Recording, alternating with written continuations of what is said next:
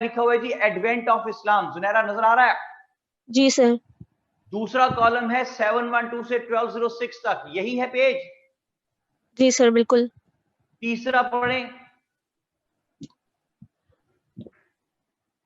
1206 to 1526 dynasties. शाबाश। Dynasties का period है। फिर 1526 से 1857 it was the time when the Mughals were in the shugals. ठीक है जी। जी सर। 1857 से हम आएंगे 1947 तक। जी। ठीक है। अशरफ शाह जी कहते हैं कि ideology in historical perspective is not there. बेटे ये पेज दे पहुंचो ना अशरफ जी, जो बोल रहे हैं हम पढ़ रहे हैं जी। बेटा पेज नंबर बताओ कौन सा है? Page page 4। Page 4। Ashraf Shah ji page 4 है बेटा, सब सुन ले, नोमान सुन ले। पेज 4 पे पहुंचे, जो हॉरिजॉन्टल है, जिसके ऊपर लिखा हुआ है ideology of Pakistan in historical perspective. तो सबसे पहला स्टेप ये कि हमें पता हो टॉपिक क्या पढ़ रहे हैं। तो टॉपिक है ideology of Pakistan in historical perspective.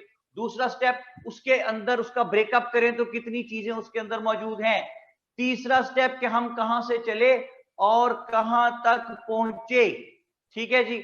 और चौथा स्टेप ये है कि जब हम ये पढ़ लें तो फिर हम ये देखें कि whenever the questions have been asked on these particular topics, so in which way those have been asked, or whether we have become in a position to attempt those or not. कहानी खत्म। ये 4 step total हैं। फिर हमें ये command होनी चाहिए। I repeat these 4 steps. सबसे पहले सिलेबस का टॉपिक पता हो कौन सा पढ़ने लगे हैं। फिर उसका ब्रेकअप पता हो, कहां से शुरू होता है कहां तक जाता है। 2, तीसरा हमें पता हो कि हम कहां से चले हैं, कहां तक पहुंच गए हैं। और चौथा, जब सारा पढ़ लिया है तो whenever the questions have been asked from these particular topics in the exam, तो in which way those have been asked। ठीक है जी। तो ये जब कर लें फिर हमें आगे कमांड का स्टेप आता है। वो क्या है? कितने पेजेस पे क्वेश्चन सॉल्व करना है, कितने टाइम में क्वेश्चन सॉल्व करना है, कौन कौन सी हेडिंग्स देनी है, ये सब कुछ मैं आपको बताता हुआ चलूंगा। लेकिन 1-2 लेक्चर जरा सा मैं आज कुछ चीजें आप तक कम्युनिकेट करने में कामयाब हो जाऊं, फिर इस पे बात करते हैं। हाँ जी जुनैरा मौजूद है? जी सर। ओके। तो जनाब कुछ लोग कहते हैं जी पेज 5 है जी, कुछ कहते हैं पेज 4 है। पता नहीं आखिर आपको पेज 4 है या 5 है या 3 है यार। ऊपर लिखा हुआ तो नजर आ रहा है ना भाई, ideology of Pakistan in historical perspective है। हॉरिजेंटल पेज है, कॉलम बने हुए हैं यार। कितना मुश्किल काम है उसको ढूंढ लेना 3-4 पेजेस में से।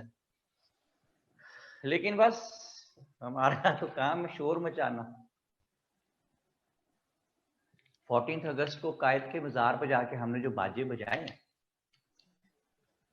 मैं कहता हूं कायद आज़म जिंदा होते तो बाकायदा डांटते कि ये क्या हरकत है भाई, ये मौजूब कौम है कोई। स्पाइडरमैन की तरह ऊपर चढ़ रहे हैं मजार पे कायद की। यार क्यों, मतलब क्या ऊपर छत पे, क्या वो खाना वहां पे खुला हुआ, क्या चक्कर क्या है, क्यों जाना छत पे। लेकिन क्या कर सकते हैं जी। कहते हैं हसन अहमद कहते हैं कायद को जगा रहे थे वो। कायद को क्यों जगाना है भाई, सोने दो, अल्लाह का वास्ता है। जाग गए तो हालत देख के बड़े परेशान होंगे क्या हो रहा है यहाँ पे। अच्छा जी, पेज 4 पे टॉपिक है आइडियोलॉजी ऑफ पाकिस्तान। नोमान को बिलाखिर मिल गया जी। नोमान कॉन्ग्रेचुलेशंस। ठीक है, नोमान को टॉपिक मिल गया। आगा साहब कहते हैं in WhatsApp you can find the syllabus in documents. बताया जी उन्होंने, और भी लोग ये सुन लें कि व्हाट्सएप ग्रुप में भी वो कहते हैं सिलेबस समेत सब कुछ ये पड़ा हुआ है। ओके, तो सुनहरा बात शुरू करें। जी सर। तो बात कहां से शुरू हो रही है? बात शुरू हो रही है एडवेंट ऑफ इस्लाम से। सब कॉन्टिनेंट में एडवेंट ऑफ इस्लाम सबसे पहली चीज है। Advent of Islam.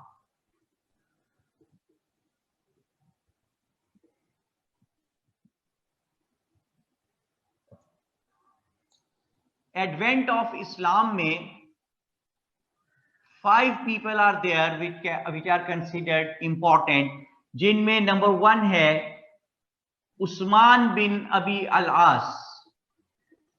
Usman bin अबी अल आस।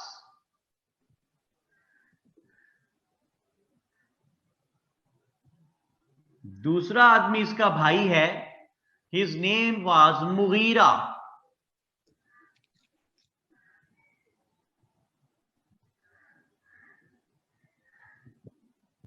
तीसरा आदमी है मुहल्लब बिन सगीरा।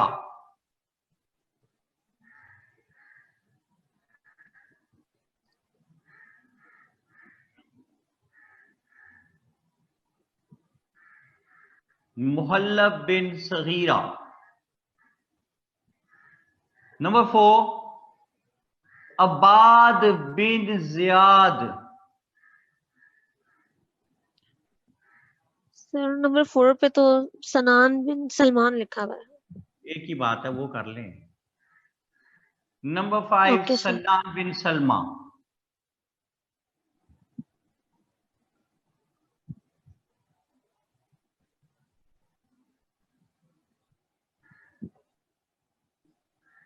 फिर हम जाएंगे 712 से 1206 तक,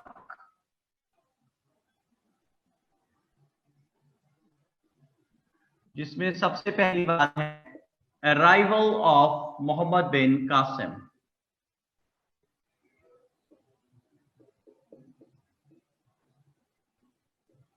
अराइवल ऑफ मोहम्मद बिन कासिम। दूसरी चीज है इसमें impacts of the policies of Muhammad bin Qasim. impacts of the policies, यार मार्कर एक है वो कम चल रहा है भाई, मार्कर दूसरा दो dark. impacts of the policies of Muhammad bin Qasim.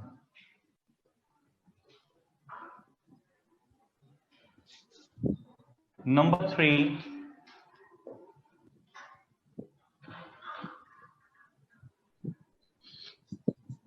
invasions of Sultan Mahmud Ghaznavi।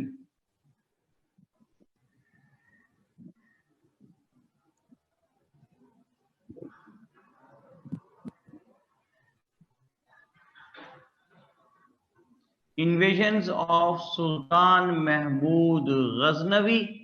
और एक चीज इसके अंदर और है जी, last invasion of Shahabuddin Ghori.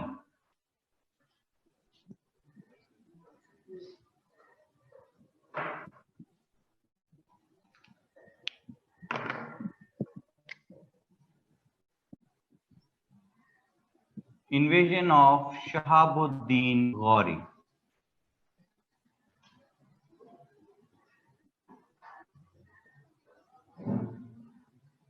ये गुड मॉर्निंग बोर्ड पे किसने लिख दिया भाई? पहले जगह हमारे पास कम है, वो काम के ऊपर आपने गुड मॉर्निंग भी लिख दिया। गुड मॉर्निंग बना भी दो, साथ फूल भी बना दे भाई।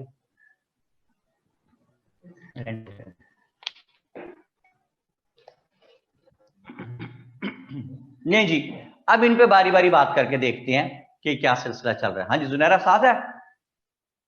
जी सर। ओके, सबसे पहली बात है एडवेंट ऑफ इस्लाम। तो एडवेंट ऑफ इस्लाम में सबसे पहले हमने लिखा है उस्मान बिन अबी अल आस। तो सबसे उससे भी ज्यादा जरूरी गौर करना है कि व्हाई दिस एरिया ऑफ सब कॉन्टिनेंट। देखें जी, बोर्ड नजर आ रहा है आपको जुनैरा समहाउ? सर एक्चुअली मैं मोबाइल यूज कर रही हूँ, तो मैं एक ही इस पर नोट्स जो है वो सामने हैं। ओके ओके ओके, अच्छा जी, ये मैंने बनाया जनाब पाकिस्तान का मैप, और ये मैंने साथ उसके बनाया गंदा इंडिया, और ये मैंने बनाया बंगाल। तो अब नोट्स आप मेरे बेटे कर दें साइड पे, बोर्ड को सामने ले आओ, पिक्चर को ले आओ, वीडियो को, ताकि आप देख सकें जी सर, देख रही हूँ। रहा है। ये जो एरिया में डॉटेड कर रहा हूं सारा, हाँ जी जुनैरा आ रहा है? जी सर। जुनैरा ये जो डॉटेड एरिया बनाया है ये क्या है?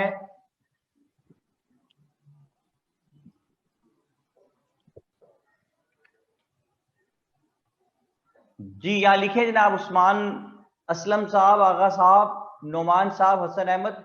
ये डॉटेड एरिया क्या लग रहा है आपको? सिंध का एरिया लग रहा है। जुनैरा क्या कह रही हो? सर सिंध। सारा पाकिस्तान है भाई, खाली सिंध क्यों है? पाकिस्तान सर वो मैप की वो साइड लग रही है। हाँ, आप सब ने लिखा है पाकिस्तान, मैं कहता हूं आपने गलत लिखा है, ये पाकिस्तान नहीं है, ये प्यारा पाकिस्तान है। ठीक है जनाब, तो लिखे यहां पे प्यारा पाकिस्तान, और उसके साथ क्या है, ये अभी मैं कह रहा हूं गंदा इंडिया। ठीक है, चलिए छोड़ो उसे। ये इधर है जनाब बंगाल, ये जो डॉटेड एरिया मैंने इस तरफ भी बना दिया, ये है Bengal.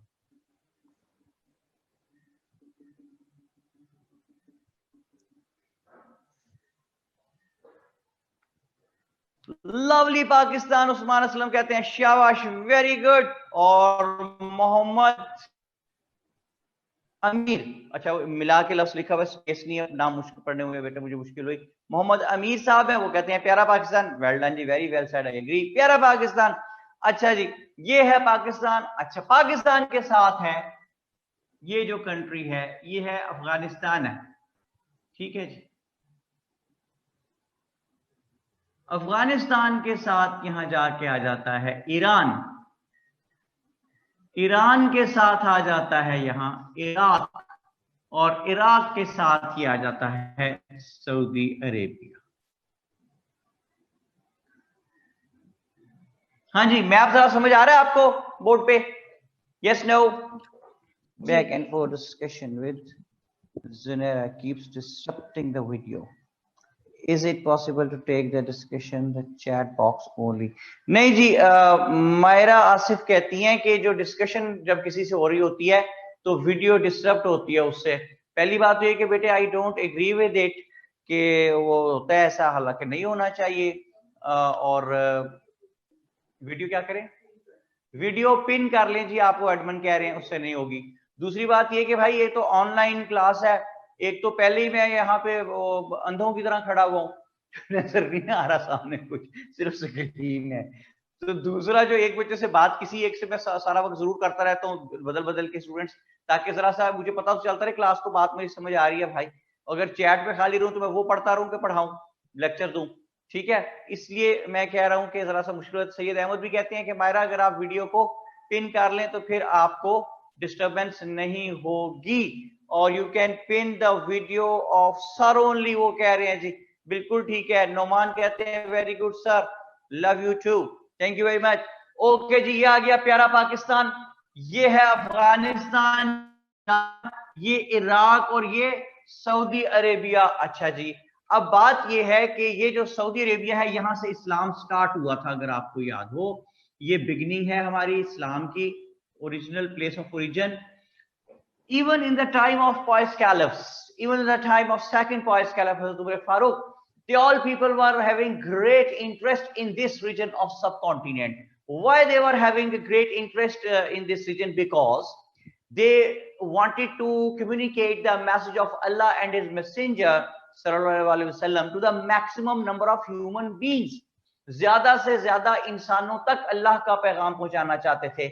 And this area, India, Pakistan, Bangladesh, it has always been one of the most populous regions of the world. हमेशा से यहाँ पे पॉपुलेशन बहुत ज्यादा थी, तो इसलिए वो चाहते थे कि यहाँ पे किसी तरह एक्सेस हमारा बने इस एरिया पे, सो दैट कि अल्लाह का पैगाम जो है ज्यादा से ज्यादा लोगों तक पहुंचाया जाए। In this regard we see that in the time of second pious caliph हजरत उमर फारूक रज़ियल्लाहु ताला अन्हु, we see that a person whose name was Usman bin Abi al-As, who was the governor of Bahrain, Bahrain का governor है जी उस्मान बिन नबी अल-आस, जो पहले पाई का नाम आपके पास लिखा हुआ है, गवर्नर ऑफ बहरीन है ये। जुनैरा है साथ? जी सर। गवर्नर ऑफ बहरीन है जी ये। कौन? उस्मान बिन अबी अल-आस। इसके साथ इसका भाई था Mughira. They both attack the coastal areas of सब कॉन्टिनेंट, और जिन दो एरियाज पे उन्होंने अटैक किया उनका नाम था थाना एंड भरोच, THANA, थाना एंड भरोच। थाना भाई ये इलाके का नाम है, अल्लाह माफ करे, पंजाब पुलिस वाला थाना ना समझ लेना, वहां पे अटैक करके मरना किसी ने, मारेंगे पकड़ के। अच्छा जी, तो थाना और भरोच जो है, these were the two areas where these gentlemen attacked Usman bin Abi al-As and his brother Mughira. फिर 644 AD में, ये देखिए 644 AD, मुहल्लब बिन सगीरा जो है 644 AD में he attacked few coastal areas of subcontinent as well। लेकिन फिर वक्ती तौर पे हजरत उमर फारूक रज़ियल्लाहु ताला अन्हा ने मना फरमाया कि अभी आप यहाँ पे अटैक ना करो। उसकी सर्टेन रीजन थी। रीजन ये थी कि एक तो यहाँ पे food and water deficient area था, पानी और खुराक की किल्लत थी, तो अगर आके यहाँ कब्जा कर लेते तो उसके बाद पानी और खुराक की किल्लत का सामना करना पड़ता बहुत से मुस्लिम्स को जो यहाँ आते। और अगर थोड़े लोग भेजते थे कब्जा करने के लिए तो यहाँ पे डैकवर्ड्स जो हैं they were really very strong and organised, तो बहुत से मुसलमान शहीद हो जाते थे, इसलिए वक्ती तौर पर उन्होंने मना फरमाया। Then we see in the time of Hazrat Ali that a person whose name was Abbad bin Ziyad, he captured the area of Kech, and Sannan bin Salma captured the area of Makran। ये जी सन्नान बिन सलमा जिसने मकरान के area पे कब्जा कर लिया, और अब्बाद बिन जियाद जिसने केच के एरिया पे कब्जा कर लिया।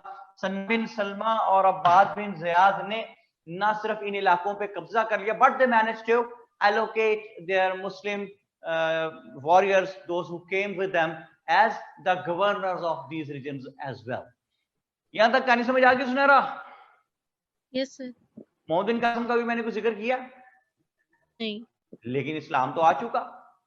सो एक मिसकॉन्सेप्शन जो है that is required to be shun out कि Islam was introduced here in subcontinent by Muhammad bin Qasim. Not at all. Islam was introduced here by these great Muslim warriors। Yes, Muhammad bin Qasim was the one who managed to spread Islam successfully here in subcontinent. But whereas the introduction of Islam is concerned, it had already been introduced by the courtesy of these valuable, distinguished people: Usman bin Abi Alas, Mughira, Muhallab bin Saghira, Sannan bin Salma and Abbad bin Ziyad। ओ कोई बात समझ में आती है भाई? Yes sir. Sunehra नाश्ता किया? No sir. हाय नो सर, तभी तो आवाज नहीं आ रही है। No sir. नहीं सर, वो मैं नोट्स लिख रही। नोट्स लिख रही। नाश्ता कितना करती है सुनहरा? सर पराठे खाते हो क्या? नहीं पराठे खाती हूँ सर। कितने? एक पराठे से क्या होता है? आप लाहौर की रहने वाली है सुनहरा? जी सर। एक पराठे से क्या बनता है? 4 5 3 पराठे, पता चले। अच्छा जी, तो मैं क्या कह रहा हूँ, मायरा क्या कहती है? वो कहती है मारिया, सॉरी मारिया रेशम, वो कहती हैं Usman bin Abi al-As and Sagira attack during caliph Umar's time. Yes, कहाँ गया भाई चैट ग्रुप? अच्छा जी, कहाँ गया? Caliph Umar's time. Yes, and Abbad bin Ziyad and Sinan bin Salma attack during caliph Ali's time. जी बिल्कुल बिल्कुल सही कह रही है बेटे आप। हसन अहमद आ गए हैं, कहते हैं एक पराठा 4 नान। वाह जी वाह, ये आया ना शहजादा, लाहौर का शहजादा या गुजरांवाला का कम से कम। क्यों भी हसन कहाँ का है भाई? मारिया रेशम ऐसे कहती हैं जस्ट टू कंफर्म। बिल्कुल बेटे, इट इज कंफर्म। ओके जी, तो सुनहरा यहां तक बात पहुंची। सुनहरा थक सोने के बोल बोल के? No sir. पक्की बात है? जी सर, पक्की बात है। ग्रेट। मैं ये कहता हूं कि चीजों को याद करना नहीं है, याद रखना है। ठीक है जी। और हसन अहमद साहब कहते हैं he belongs to यूकेसी। UKC। Junaira, इसका क्या मतलब है? ये कौन सा एरिया है पाकिस्तान का? UKC? हाँ जी, यूनाइटेड किंगडम ऑफ चकवाल। ठीक है, मैंने ऐसे ही नाम रखे हुए हैं। USM, यूनाइटेड स्टेट्स ऑफ मुरीद। ठीक है भाई, हमने अपने एरियाज का नाम बड़े बड़े करके लेंगे ना, हम खुद अपने एरियाज की इज्जत करेंगे तो बनेगी ना। But this is for Lahoris, United Kingdom of Chakwal कहता है ये Chakwal sir, but this is for Lahoris, खाने पीने वाला। हाँ बिल्कुल बिल्कुल बिल्कुल सही कहते हैं आप हसन, हमारा काम ही लाहौर के लोगों का ना। हमारे 2 शौक हैं, एक तो तरह तरह के खाने खाना, ठीक है, 3 शौक मेन लाहौर जो मशहूर है, हमारा काम है, मैं लाहौर करने वाला हूँ। एक तो तरह तरह के खाने यार अगर खाते रहना, रात को 2:30 बजे भी उठ के यार ये यार वो यार पावे खा के यार। एक दूसरा गलत रास्ता बताना दूसरे को, अच्छा वो जान गलत नहीं बताते, वो हम नदी में बताते हैं, पैर सीधे चले जाओ, सीधे जाके सीधे हाथ हो जाओ, वो तो तुम खब्बे हाथ मुड़ा है, अगर खब्बे हाथ मुड़ेगा उसे बाबा खलोता होएगा, ਉਹਦੇ ਕੋਲੋਂ ਤੁਸੀਂ ਪੁੱਛਣਾ है अगर वो बाबा वहां से चलना चाहे तो फिर। अच्छा जी, एक नीले दरवाजे वाला कार आएगा, अच्छा ये भी एक निशानी हमारी होती है। मेनली हम नहर से निशानियां बताते हैं कि नहर से सज्जे हो जाए खब्बे हो जाए। और तीसरा हमारा शौक जो है ना भाई, वो बड़ा अजीबो गरीब शौक है हमारा। तीसरा जो शौक है वो ये है कि गप्पे मारना, ऐसी गप मारते इतनी संजीदगी के साथ कि यार आज तारीख की 18 वेखना 25 तक हुकूमत गई जे, सारी गल हो गई, मियां वापस आ रहे हैं बस हवा में। शौक है, हर इलाके के लोगों के अपने अपने ना तरीकेकार होते हैं, तो यहाँ के लोग इस तरह खुश रहते हैं ना शुगर लगा के। अच्छा जी, तो आगा फरहान अली साहब आगे गए sir, is there any significance of the contribution of Ruqayya bin Ali in bringing Islam to? Yes, of course, लेकिन हम उसकी डिटेल में नहीं जाएंगे, इसलिए कि हमने सिर्फ जो हम पढ़ नहीं रहे ना, हिस्ट्री पढ़ नहीं रहे। मैंने पहले ही में आपको क्लियर किया कि हम हिस्ट्री नहीं पढ़ रहे, हम सिर्फ वो इंसिडेंट्स पढ़ रहे हैं those can be related with the ideology of Pakistan in the later stages of the political history of the subcontinent. तो मेरा स्लोगन क्या कहता है जुनारा, कि चीजों को याद करना नहीं है, याद रखना है। तो याद करता कौन है? वही है ये शख्स जिसने रटा लगाया हुआ है, और इम्तिहान में जो कोनी मार के आप कह रहे हो यार पहला लफ्ज बता दो, ठीक है, इसने रटा लगाया हुआ, इसे समझ कोई नहीं आई है। और वो शख्स जिसने याद रखा हुआ है वो है जिसकी मेमोरी का हिस्सा बन गई चीज, वो 10 साल बाद दूसरी चीज, वो कब बनती है मेमोरी का हिस्सा?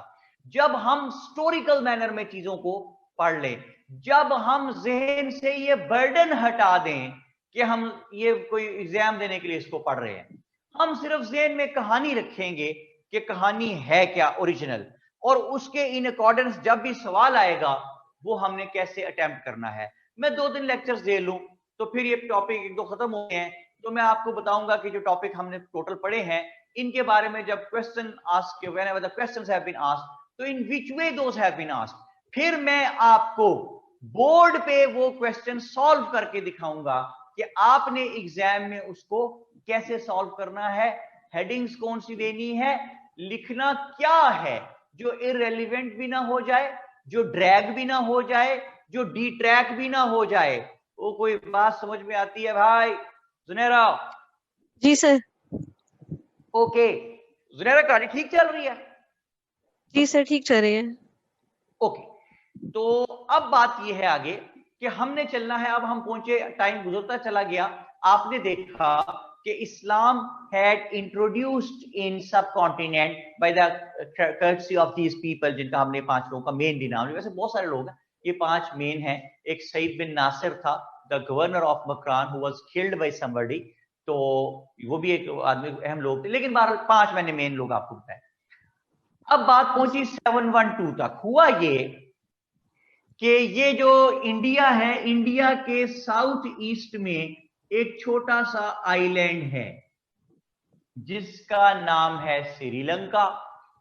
उस जमाने में इसको सीलोन कहते थे, पहले इसको CEYLON, सीलोन।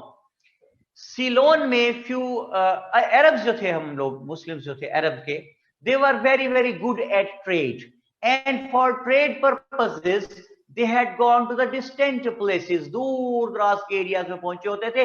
इसी सिलसिले में ये सीलोन भी पहुंचे हुए थे, श्रीलंका। तो वहां पे जो अरब मर्चेंट्स जाते थे वो ना सिर्फ अपना ट्रेड का काम करते थे बल्कि साथ वो इस्लाम की प्रीचिंग भी करते थे, and due to that particular reason कुछ लोगों ने वहां इस्लाम कबूल भी कर लिया हुआ था, and they married the local women.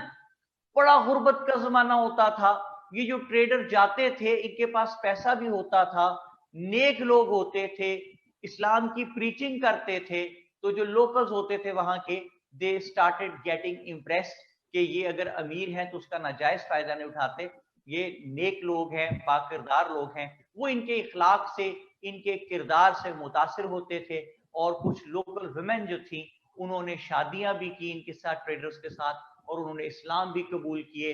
उनकी वजह से उनसे रिलेटेड कुछ लोगों ने भी इस्लाम आहिस्ता आहिस्ता सीलोन में काफी सारे लोगों ने भी इस्लाम कबूल किया। Due to some particular disease, outbreak of some disease, few Arab merchants died there. जब वो फौत हो गए तो उनकी डेड बॉडीज को एक शिप में रखवाया गया और साथ उनके बिठा दिया गया उनके विडोज और ऑर्फन्स को। सुना रहा, ये बात समझ आ गई? जी सर। शिप गिनती जाए बेटा, एक शिप हो गया। यस। मुस्तफा है, हफ्सा है, सॉरी, हफ्सा कहती है सर 1 मिनट स्टोरी दोबारा रिपीट कर दें प्लीज। स्टोरी तो बिल्कुल बात स्टार्ट हुई है बेटे। आई रिपीट कि अरब ट्रेडर्स जो थे ये सीलोन भी पहुंचे हुए थे ट्रेड करने के लिए। अमीर लोग थे, कैरेक्टर बहुत अच्छा था, नेक लोग थे, इस्लाम की प्रीचिंग करते थे। इनके कैरेक्टर से मुतासिर होकर वहां की वुमेन जो थी उन्होंने ना सिर्फ इनके साथ शादियां की बल्कि इस्लाम भी उन्होंने एम्ब्रेस कर लिया और उनकी वजह से और भी लोगों ने इस्लाम कबूल किया। तो सीलोन में बहुत से लोग मुसलमान हुए उस जमाने में इन ट्रेडर्स की वजह से। और फिर ये हुआ कि due to outbreak of some disease कुछ अरब मर्चेंट्स वहां फौत हो गए। उनकी डेड बॉडीज को, ऑर्फन्स को और विडोज को एक शिप में रखवाया। किसने? किंग ऑफ सीलोन ने।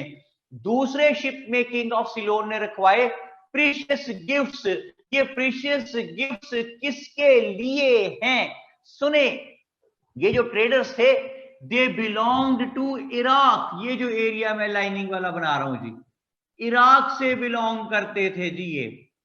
तो उस जमाने में इराक का जो गवर्नर था उसका नाम था हज्जाज बिन यूसुफ।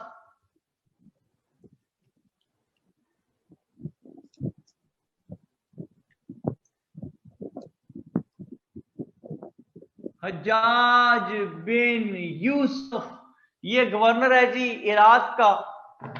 तो जो दूसरा शिप था ना उसमें किंग ऑफ सीलोन ने हज्जाज बिन यूसुफ के लिए ढेर सारे प्रीशियस गिफ्ट्स रखवा दिए। दो बातें। शिप कितने हो गए सुनहरा? 2 ships। 2 शिप हो गए जी। 6 शिप सुनहरा और डालें बीच में, अब कितने हो गए? 8 शिप्स हो गई जी। ये जो बाकी 8 शिप्स हैं, बाकी जो 6 शिप्स हैं, इनमें कौन है?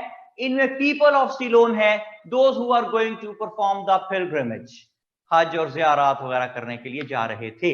8 शिप है जी। सबसे अगले शिप में है जो ट्रेडर्स फौत हो गए थे उनकी डेड बॉडीज और उनके ऑर्फन्स और विडोज। दूसरे शिप में है प्रीशियस गिफ्ट्स और जो बाकी 6 शिप्स हैं उनमें है सीलोन के लोग। These all 8 ships were going towards their place of origin which was Iraq, और ये यहां से जा रहे थे, अरेबियन सी से इन्होंने गुजरना था और इनका ख्याल था कि with relative ease they would be able to carry on their journey towards their native place, but कातबे तकदीर को कुछ और ही मंजूर था। वहां पे when they were passing through the area of Arabian Sea तो बहुत सख्त तूफान आया समंदर में, जिसकी वजह से इनके जो 8 शिप्स थे ये इधर उधर डोलने लगे। इन लोगों ने जो बेस्ट पॉसिबल उसका मैयर लिया वो ये लिया कि अपने जो 8 शिप्स थे उनको आपस में टाइट डाउन कर लिया, बांध लिया, ताकि एक दूसरे से जुदा होकर कहीं हजारों सैकड़ों मील दूर न चले जाएं। तो उन्होंने 8 के 8 शिप्स एक दूसरे के साथ बांध लिए इन्होंने। तो वो 8 शिप्स थपेड़े खाते हुए तूफान के समहाउ अरेबियन सी की कोस्ट के नजदीक पहुंचे, जहां आजकल हमारा शहर है कराची, और उस जमाने में उसको दीबल कहते थे, DEEBAL, दीबल। ये शिप जब वहां पहुंचे थपेड़े खाते तूफान के, वहां पे जो डैकवेट्स थे, पायरेट्स ऑफ सिंध जो थे, डाकू, उन्होंने इन शिप्स पे कब्जा कर लिया। जो औरतें और बच्चे थे उनको, मर्दों को, उनको इंसानों को कैद कर लिया। प्रीशियस गिफ्ट्स पे भी कब्जा कर लिया जी, शिपों पे भी कब्जा कर लिया। All the ships were captured by those pirates of Sin। तो ये इस तरह ये गिरफ्तार हो गए लोग। Out of these prisoners, somehow, I really don't know how, but तारीख में 2 अहम बातें लिखी जाती हैं। एक पे मैं ज्यादा यकीन नहीं करता, दूसरी पे करता हूं। एक तो ये है कि out of those prisoners, a woman whose name has been written in history as Nahida. Somehow she became successful sending a letter to the then governor of eastern side of Muslim empire. सुने जुमला मेरा, governor of eastern side. देखें ये है Saudi Arabia. Saudi Arabia से इस्लाम introduce होता है दुनिया में, तो उस जमाने में ये सऊदी अरेबिया और इसके ईस्ट में इराक. तो governor of eastern side of Muslim empire Hajjaj bin Yusuf को ये खत मिला कि the Muslims had been captured there, their lives, their honor, their dignity, their valuables, each and everything was at stake. So Hajjaj bin Yusuf must try to do something. एक दूसरा school of thought इसमें है जो बयान किया जाता है, वो ये है कि जिस वक्त ये जहाज वहां पे अरेबियन सी के नजदीक जाके साहिल पे लगे, तो 2 या 3-4 लोग जो हैं वो जहाज में से निकल के उन डाकुओं की नजर बचा के छुप गए जाके कहीं साहिल पे. और जिस वक्त वो इनको गिरफ्तार करके ले गए तो वहां से निकले and they started their journey. और वो वहां से पैदल धक्के खाते फूटे ये सिंध से होते हुए बलोचिस्तान, यहाँ से ईरान और ईरान से होते हुए यहाँ इराक पहुंचे समहाउ. और उन्होंने ये इतला जो है governor of the eastern side of Muslim empire Hajjaj bin Yusuf तक पहुंचा दी. लेकिन दोनों सूरतों में से जो भी एप्लीकेबल है, इतला हज्जाज बिन यूसुफ तक पहुंच गई, जिसको मैं एक जुमले में यूं कहूंगा कि ये सारे यहाँ पे they were captured. And when the governor of the eastern side of Muslim empire Hajjaj bin Yusuf came to know about this incident, बस सारी बात बीच में रगड़ी गई. नाहिदा ने खत लिखा जी, खत पहुंच गया जी, वो बंदे छुप गए थे जी, बंदे गए थे जी ना. When the governor of eastern side of Muslim empire Hajjaj bin Yusuf came to know about this incident. हाँ जी, ये बात समझ आई आपको जुनेरा? जी सर.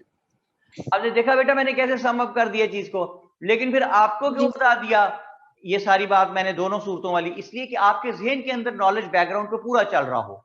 ठीक है बेटा? जी सर. ओके. हज्जाज यूसुफ को पता चला तो जनाब he was set on fire. मतलब उनको जलाल आ गया. वेरी वेल सेड, शाबाश. उसको आग लग गई ना जी. उसने कहा जी कि मैंने नहीं छोड़ना इनको कोई भी. ओ भाई ये मजाक किया, सेट ऑन फायर लिखना देना. अच्छा वो कहते हैं नायाब असर कहते हैं how did the women reach Saudia. यार वो माफी देते हैं, नहीं पहुंची सऊदीया वो. अच्छा जी. मोहम्मद अवैस शायद क्या कहते हैं, एग्रेशन. हाँ एग्रेशन आ गया, गुस्से में आ गया वो. नायाब आप जो कह रही है कौन सी वुमेन सऊदीया पहुंचा दिया आपने? नाहिदा. वो तो उसके बारे में तो कहते हैं उसने लेटर लिखा था जो समहाउ हज्जाज बिन यूसुफ तक पहुंच गया था इराक में. Governor of the eastern side of Muslim empire. सऊदी अरब का तो जिक्र भी नहीं हो रहा, इराक तक बात हो रही है बेटे. अच्छा जी. तो और वुमेन खुद थोड़े गई थी, अगर वो भी बात मान ले रवायत हम वुमेन वाली तो भी लेटर है ना. और उसको मैंने शन आउट कर दिया बात सारी. मैंने कहा कि जनाब when he came to know about this incident Hajjaj bin okay. Hajjaj bin Yusuf ने एक खत लिखा यहाँ के राजा को, सिंध के राजा को, जिसका नाम था राजा दाहिर, और उसको कहा कि हमारे ये लोग जो है ये आप रिलीज कर दे. They are innocent people, they were not trying to attack your area, they were simply passing by that reason. तो हज्जाज बिन यूसुफ ने जवाब में he really gave the cold shoulder. बिल्कुल उसने कोई लिफ्ट ना इसको कराई. और rather he replied कि he was not aware of any such incident. Moreover, he said that the Dacoits there were never under his control. तो वो क्या कर सकता है इसमें? अच्छा इस बात पे जो है हज्जाज बिन यूसुफ को और गुस्सा आया जी. और Hajjaj bin Yusuf sent here a person whose name was Ubaidullah. Ubaidullah को हज्जाज बिन यूसुफ ने सिंध भेजा along with 1000 soldiers और 1000 soldiers and 300 horses. वो मैं हसन अहमद का सवाल पढ़ रहा था, पता नहीं वो क्या कह रहे हैं. कह रहे हैं is it a same famous story about that letter? Yes of course वही है बेटा. ये तो अक्सर जिक्र आप सुनते हैं इसका. वो सेंट उबैदुल्लाह जी. उबैदुल्लाह नाम है जर्नैल का. 1000 सिपाही और 300 घोड़े देके भेजा है. But they underestimated the power of local Brahmins. यहाँ पे राजा दाहिर वगैरह they were really very strong.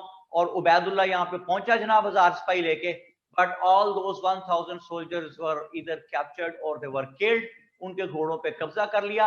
और जिस वक्त उबैदुल्लाह को यहाँ के जर्नैल ने मारा, राजा दाहिर के जर्नैल ने, तो मारते हुए उसने उबैदुल्लाह को कहा कि भाई को इजी नहीं लेने का था रे क्या। हाँ जी जुनैरा, ये बात समझ आती है? जी सर। जुनैरा बड़ी देर से मेरे साथ है जी, बेचारी थक जाएगी, अक जाएगी, नाश्ता भी बेचारी ने नहीं किया हुआ जी, और हमने उसे तंग किया हुआ। बेटी से माजरत भी और बहुत शुक्रिया भी, उसने हमारे से बात की। अब हम बात किससे करेंगे? अब हम बात करेंगे हसन अहमद साहब से। लाइन बनाए जी हसन अहमद साहब को। जुनैरा बेटा thank you, nice talking to you. Hasan Ahmad ji, Hassan sorry, अच्छा डबल ए है उधर, हसान जी। सर वालेकुम अस्सलाम। हसान पहले तो बड़ी माजरत बेटे, मैं आपका नाम गलत ले रहा था, तो मैंने डबल ए अब देखा, हसान अहमद, ठीक है जी। जी सर, आप सुनते हैं? जी सर, आवाज आ रही है आपको? ये रेडियो पाकिस्तान है, आप सुन रहे थे खबरें देश, वो रेडियो से ऐसे आते हैं। अच्छा जी हसान बेटे, बहुत डिस्टॉर्शन है आपके माइक में। किससे बात कर रही? उस्मान अशरफ साहब से बात करा दीजिए। हसान बेटे से माजरत कर लेते हैं, बात नहीं हो रही, बहुत शोर आ रहा है। मोहम्मद उस्मान असलम ही नाम है जी, अगर मैं सही कह रहा हूँ। सर वालेकुम अस्सलाम। उस्मान कैसा बेटा? अल्हम्दुलिल्लाह सर, मैं बिल्कुल ठीक। आप कैसे हैं? या फाइन थैंक यू। उस्मान की आवाज सुन के लग रहा है पहला बंदा है जिसने नाश्ता करके बैठा हुआ जो, क्यों उस्मान? एग्जैक्टली सर, जी बिल्कुल। आवाज ही फ्रेश होती है नाश्ते वाले बंदे की। ओके, तो उस्मान कहाँ है इस वक्त? लाहौर में कहीं और है? सर मैं अभी तो लाहौर में हूँ। अभी तो, और तभी तो इस्लामाबाद। इस्लामाबाद में रहने वाले इस्लामाबाद के हैं आप? जी सर। लाहौर में आए हुए हैं ये इसके लेक्चर्स के लिए, किसी काम से आए हुए हैं? सर नहीं, वैसे ही अभी इधर रह रहा हूँ, फैमिली इश्यूज। अच्छा, फैमिली इश्यूज कह रहे हैं? Sort of. चले, मतलब लाहौर में रह रहे हैं ना आप? जी सर बिल्कुल। रास्ता तो नहीं किसी से पूछा कहीं का? नहीं सर, मैं जानता हूँ लाहौर को बहुत खूब।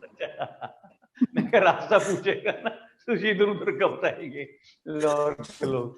अच्छा जी, तो क्या बात हो गई भाई? उस्मान साहब यहां तक कहानी समझ आ रही है आपको सारी? जी बिल्कुल सर। उबैदुल्लाह को मारते हुए क्या कहा उसने? कि हमें नहीं पता कि आपके जो बंदे हैं वो किधर हैं। उबैदुल्लाह को जब मारा तो उसको मारते हुए कहा लोकल ब्राह्मण्स ने कि भाई को इजी नहीं लेना था यार, ऑलराइट। हल्का। अमीर हमजा कहते हैं हल्का नहीं लेने का था। अच्छा, अब समझ आ गई आपको उस्मान? जी सर। ओके, अच्छा जी, उबैदुल्लाह मारा गया और 300 घोड़ों पे कब्जा भी कर लिया, 1000 सिपाही मार दिए। When Hajjaj bin Yusuf came to know about this unfortunate incident कि मेरे 1000 सिपाही मारे गए, 300 घोड़ों पे कब्जा हो गया, तो हज्जाज बिन यूसुफ को बड़ा गुस्सा आया। उसने कहा चलो सिपाही तो आते जाते रहते हैं, वो मेरे 300 घोड़ों पे भी कब्जा कर लिया, तो उसको बड़ा ज्यादा जो है वो गुस्सा चढ़ गया। फिर उसने यहाँ भेजा मोहम्मद बिन कासिम को, a brave young Muslim general who had already proved his worth as a great warrior, as he had come back after a successful expedition from Persia in those days. और 17 साल का था जी, दामाद भी था वो हज्जाज बिन यूसुफ का, हज्जाज बिन यूसुफ का भतीजा भी था, तो उसने यहाँ पे इसको भेजा और जनाब उसको, अच्छा एक सेकंड, हसान को क्या कहते हैं? Okay, I think fan at back side, sorry for interruption in voice after some time, take me on call. Okay Hassan बेटा, जरूर, वाई नॉट। थोड़ी देर बाद हम एडमन याद रखें कि थोड़ी देर बाद हमने हसान साहब को दोबारा कॉल पे लेना, वो कहते हैं फैन चल रहा था उसकी वजह से डिस्टॉर्शन हो रही थी। अच्छा जी, तो उस्मान कहां तक बात पहुंची? सर हज्जाज बिन यूसुफ ने मोहम्मद बिन कासिम को भेजा था और वो 17 ईयर के थे और उनके दामाद भी इन लॉ भी था, जो उसका नेफ्यू भी था, वो जनाब अली यहाँ पे पहुंच गया। मोहम्मद बिन कासिम विद 6000 आर्मी वो यहाँ पे आया है। अच्छा जी, लोग कहते हैं कि when Muhammad bin Qasim appeared before Dibble in 711 AD, he was 17 years old. अच्छा, मौलवी वहीदुद्दीन दौरे हाजिर के रिसर्चर हैं, हिस्टोरियन हैं, he belongs to India. मौलवी वहीदुद्दीन साहब का ख्याल है कि ये मोहम्मद बिन Qasim was not 17 when he came here, rather he was 27 years old. अच्छा, कुछ कहते हैं 17 साल का था, कुछ कहते हैं 27 साल का था। मैं कहता हूं यार हमने रिश्ता देना है, वो जितने भी साल का था हमें क्या, बस he was a young warrior who came here. Usman, बात समझ आ रही है? जी सर। अच्छा जी, उस्मान आप करते क्या हैं?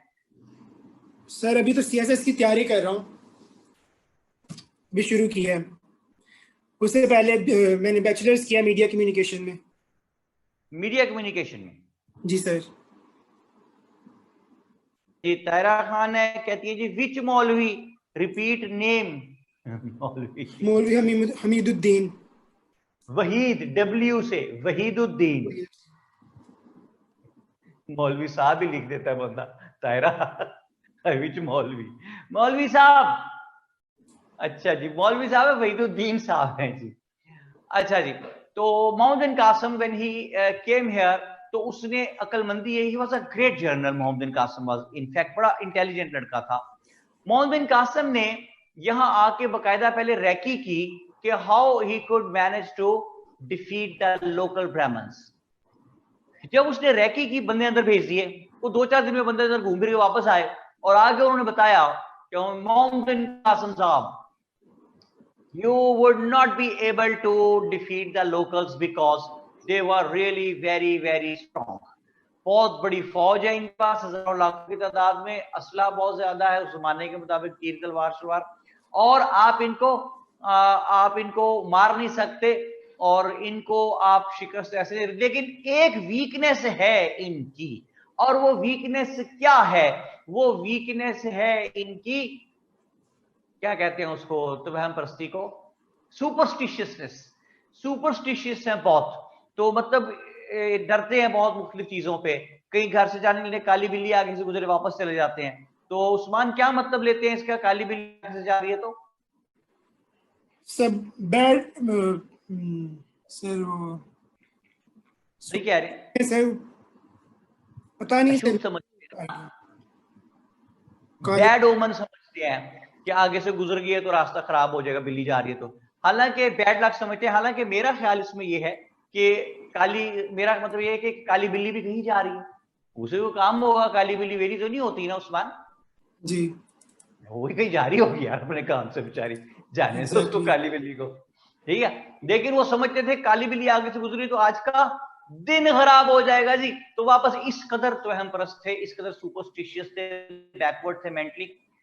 मोहम्मद बिन कासिम ने उनकी इस बैकवर्डनेस से फायदा उठाने का सोचा और उसको ये बताया गया मोहम्मद बिन कासिम को कि साहिल पे आप खड़े हैं, आपको क्या गम, ठीक है, आप यहां खड़े रहें थोड़ी देर। उस्मान, ये बात समझ में आ रही है आपको? जी सर। क्या मतलब इस बात का? सर उन्हें वेट करने के लिए कहा था, क्योंकि उन्होंने बंदे भेजे थे अंदर उनकी इंफॉर्मेशन लेने के लिए कि इनको किस तरह डिफीट किया जा सके। तो उनको ये पता चला कि ये सुपरस्टिशन है, तो उन्हें भी वेट करने के लिए कहा गया था मोहम्मद बिन कासिम को। हाँ जी, वो साहिल पे खड़े थे। साहिल पे एक मंदिर था राजा दाहिर का। वो मंदिर क्या था? वो एक फोर्ट था, एक तरह का किला था, बहुत ऊंचा था, बहुत ऊंचा था। उसके अंदर हजारों की तादाद में फौज मौजूद थी। किले में दरवाजे बंद थे और किले के ऊपर एक सुर्ख रंग का झंडा लहरा रहा था। मोहम्मद बिन कासिम वाज टोल्ड कि अगर आप ये सुर्ख झंडा गिरा दें किसी तरह, तो इनका ईमान है कि जब तक ये सुर्ख झंडा जो है ये लहरा रहा है, nobody would be able to defeat them unless this red flag is being hoisted successfully here. हमें कोई हरा नहीं सकेगा जब तक इसको फ्लैग को कोई यहां से गिरा ना दे। इसको वो बहुत अपने लिए बैड फॉर्चून समझेंगे कि फ्लैग गिर गया और उनका हौसला ही खत्म हो जाएगा। अच्छा, तो टास्क वाज दिस कि फ्लैग गिरा दिया जाए। उस्मान, ठीक है बात? Right sir. अब फ्लैग गिराया कैसे जाए? बाहर से आप ऊपर जा नहीं सकते, स्पाइडरमैन तो नहीं है कि कायद के मजार पे चढ़ जाएंगे हम। उस जमाने में इतने काबिल लोग थोड़ा ही थे कोई, ठीक है। तो अंदर जाएं तो अंदर फौज है, तो गिराएं कैसे? तो ऑलवेज रिमेंबर माई सेंटेंसेस कि यू कैन नॉट शन out science from the proceedings. Science is the miracle of all times. तो whosoever is scientifically advanced, he is having an edge over the others। तो इनके पास एक चीज थी मंजनीक, आज cannon, आजकल के दौर की कैनन समझ लें आप उसको। तोप में से गोला निकलता है, मंजनीक में से पत्थर निकलते थे। बहुत से लोग, सैकड़ों लोग इसको ऑपरेट करते थे। बहुत बड़ी मशीन होती थी, बहुत बड़ी। उसमें से बड़े बड़े पत्थर निकल के जाते इलास्टिसिटी के साथ दूर दूर तक, डिस्टेंट प्लेस तक। वो जाके एक, हाँ जी कैटापल्ट्स की बात कर रहा हूं। वो जाके, कौन है जी? आगा साहब है जी, आगा साहब। वो जाके पत्थर जाके लगे, एक पत्थर जा लगा फ्लैग पे और फ्लैग गिर गया। As soon as the flag was down, the moral of the locals was also down. और रात के अंधेरे में सीढ़ियां लगा के कुछ मुस्लिम जो थे कासिम की फौज के, वो इस पे किले पे भी चढ़ गए और किले के ऊपर चढ़ के जो है बहुत सख्त जंग हुई। जो हिंदू थोड़े बहुत सो गए, जाग रहे थे रात के वक्त, उनको मारा। बाकी जाग के जितनी देर में आए तो कुछ मुस्लिम जो ब्रेव थे बहुत, उन्होंने लड़ते लड़ते नीचे तक पहुंच के किसी तरह किले का दरवाजा खोल दिया। Rest of the army of Qasim was also entered in the fort. The dog fight began, जिसको आप 10 जंग कहते हैं। In that particular dog fight किसी वक्त राजा दाहिर इनके हथे चढ़ गया। Raja Dahir was killed. As soon as he was killed, the rest of the army of Raja Dahir, they surrendered and few people ran towards ब्राह्मण आबाद। ये है जी प्रेजेंट डे पाकिस्तान, और ये सिंध का एरिया। और सिंध के एरिया में से यहां पे आप ये देखिए, ये है देबल। तो देबल से इन्होंने कब्जा किया कराची पे, आजकल के कराची पे, देबल पे। यहां से राजा दाहिर की फौज भागी और ब्राह्मण आबाद पहुंची। दे चेस देम, ब्राह्मण आबाद पे उनको पकड़ के मारा, वो वहां पे खत्म किया। फिर ये मुल्तान की तरफ चल पड़ा राजा दाहिर, जहां हाफिज का मुल्तानी सोन उलवा होता है। मुल्तान पे कब्जा किया and then he was heading towards Kashmir when he was called back by the authorities. Why Qasim was called back? A very shameful story, and we are not concerned with it, and we should not take any part in it. लेकिन sir राजा दाहिर जो था वो दीबल में मारा नहीं गया था? मारा गया ना भाई। तो फिर वो आगे आर्मी गई उसकी मुल्तान की तरफ। यार बेटा वो मुझे ना एडवन भाई मुझे चाय भेजें, ठीक है? अच्छा, और राजा दाहिर मारा गया था, उसके सारे बदे तो नहीं मार गए ना, भागे वो वहां से। और एक जगह थी ब्राह्मण आबाद, वहां पहुंच गए। इन्होंने उनका पीछा किया और ब्राह्मण आबाद जाके मारा। वहां से फिर ये मुल्तान पे कब्जा करने चल पड़े। मुल्तान से पहले किधर गए? सैयद अहमद। रास्ते में बेटा बहुत सी जगह छोटी मोटी जो थी उन पे कब्जे करते चले गए। उस जमाने में ये नहीं होता था जिस तरह अब आज आप मुल्तान से निकलते हैं और लाहौर आते हैं तो रास्ते में 10,000 जगह और आएंगी, आबादी ही आबादी है। उस जमाने में काफी दूर तक बीच में कोई आबादी ही नहीं होती थी। एक एरिया से दूसरे एरिया तक पहुंचने में बीच में आबादी ही नहीं समटाइम्स होती थी। लेकिन छोटे मोटे एरिया थे, लिखे मैं नोट्स नाम मुल्तान पहुंचे, वहां से ही was heading towards Kashmir when he was called back. चला गया रिका से वापस चला गया। बट अब मेरे साथ जरा मेंटली रह के गौर कीजिए। उस्मान मेंटली मेरे साथ हैं? yes, sir. आप गौर कीजिए उस जमाने को, जरा आप विजुलाइज कीजिए कि what were the traditional norms of those days. कि whosoever was the conqueror, जिसने आप फतह हासिल की है, now he would humiliate the conquered people। अब वो उन लोगों को ह्यूमिलिएट कर छोड़ेगा जिन पे उसने फतह हासिल की है। ये उस दौर का तरीक़ाकार है। And the natives here, the locals who are the natives here, they were having this thing in their mind and they had prepared their minds कि now they would be humiliated। Usman ये बात समझ आ गई आपको? Right, sis. This is what the locals were expecting कि अब हमें ह्यूमिलिएट किया जाएगा, मार पड़ेगी। लेकिन what happened? The conquerors treated them with great generosity. General pardon was announced। आम माफी का ऐलान कर दिया गया और कासिम ने बूढ़े, बच्चे और औरतें, उनके लिए तो वैसे ही का इनको तो मारना ही नहीं, जवान भी जो लड़ेगा सिर्फ उसको मारेंगे, वरना उसको भी नहीं मारेंगे।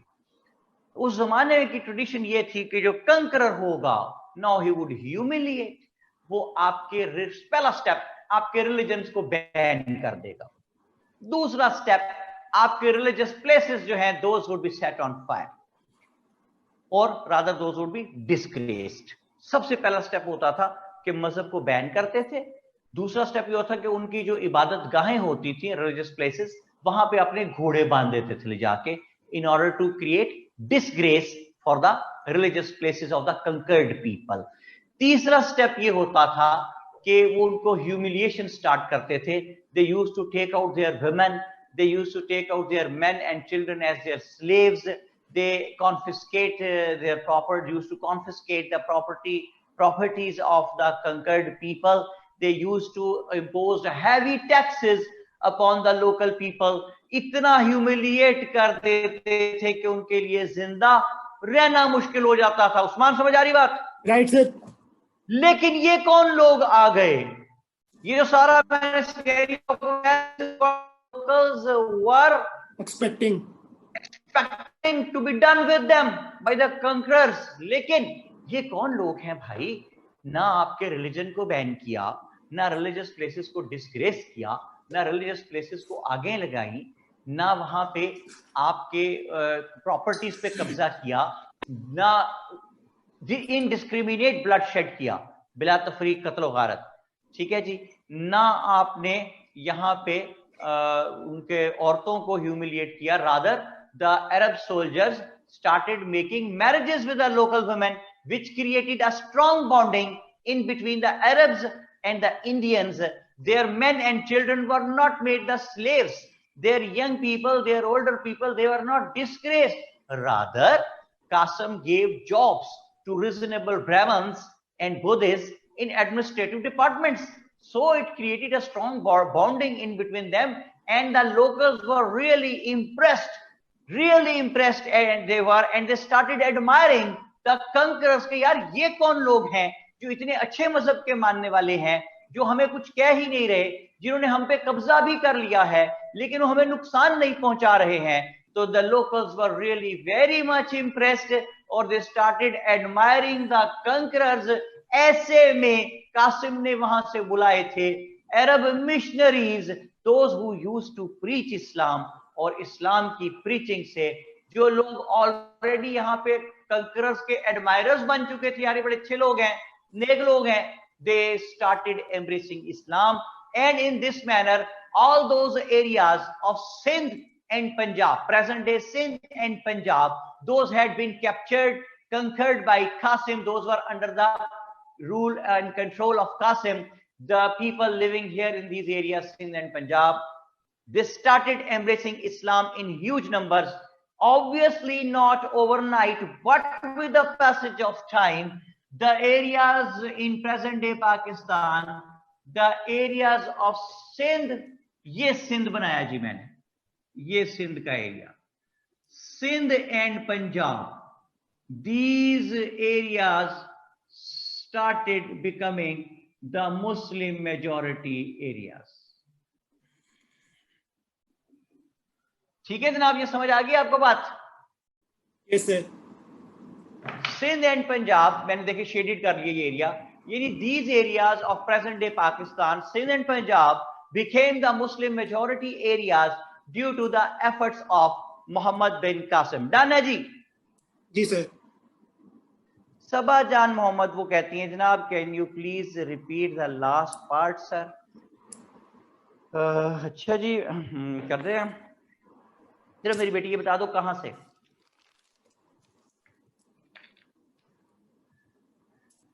सर लास्ट पार्ट तो यही बनता है कि जो मुस्लिम अरब थे वो शादियां करना शुरू हो गए थे, आर्मी ने शादियां की और उनके साथ अच्छा सलूक किया। यानी आप पॉजिटिव बात भी नेगेटिव तरीके से बता रहे हैं, शादियां करनी शुरू हो गए थे। The Arab soldiers gave respect to the local women and started making marriages with them, and which created a strong bonding between Arabs and the Indians. शादियां करनी शुरू हो गई, ऐसे इस तरह लड़ाई होगी तुझसे। अच्छा जी, सबा कह रही जी अरेबियन मिशनरीज वाला। हाँ जी, अरब मिशनरीज यहाँ पे आ गए, उन्होंने इस्लाम की प्रीचिंग की। और सबा जो लोग लोकल्स जो थे, those who had already become the admirers of the conquerors, के यार ये बड़े नेक लोग हैं, बड़े अच्छे लोग हैं, इन्होंने फतह हासिल करके भी हमें ह्यूमिलिएट नहीं किया, रिस्पेक्ट दी, कत्ल नहीं किया, तो वो पहले इनके जनाब फैन हुए थे। तो जिस वक्त प्रीचिंग हुई और पता चला कि ये मजहब इस्लाम के मानने वाले हैं, तो उन्होंने तेजी से इस्लाम को कबूल करना शुरू कर दिया। तो इस तरह आहिस्ता आहिस्ता with the passage of time present day areas of Sindh और पंजाब जो हैं, यहाँ पे इस्लाम फैलता चला गया। जी सबा लिखें अगर ये बात समझ आ गई है तो, बल्कि सबा की तरफ चलते हैं। उस्मान बेटे से लेते हैं जी इजाजत, और thank you very much, nice talking to Usman, God bless you. और बात कराइए जी सबा जान मोहम्मद से।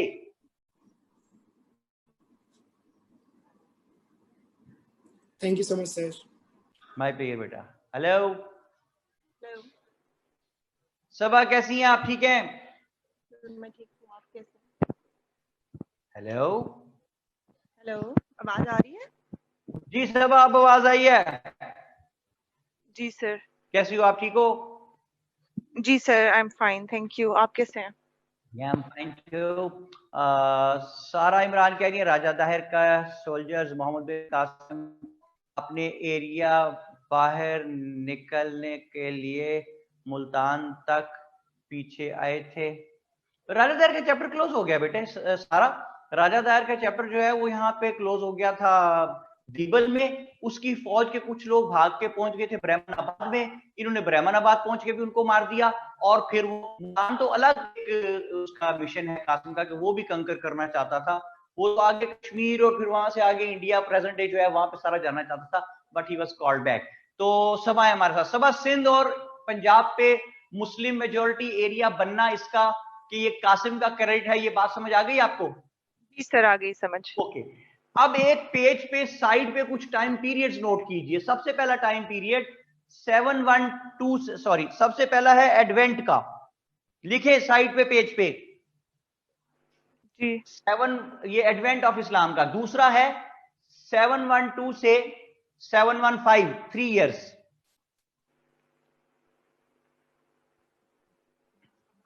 ये वो 3 साल हैं जिसमें कासिम वाज हियर।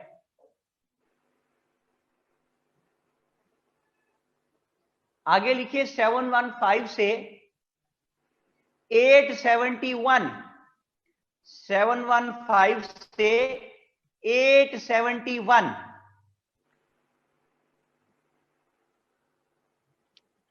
ये वो पीरियड है which would be having the impacts of the policies of Qasim, impacts of the policies of Qasim।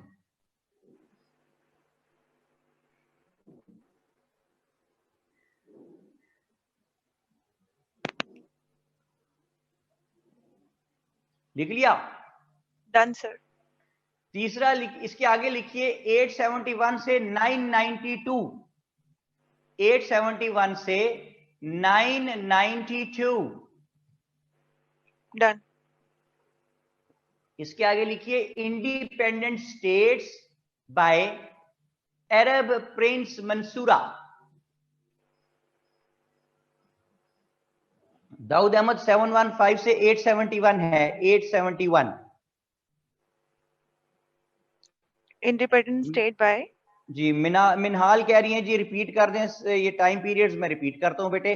सबसे पहले है मिनाहिल एडवेंट ऑफ इस्लाम, दूसरा है 712 से 715,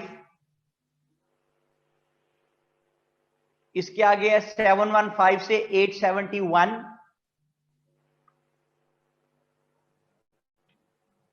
फिर है 871 से 992, अगला टाइम पीरियड है 992 से 1001, 992 से 1001, फिर 1001 से 1027, 1027 तक,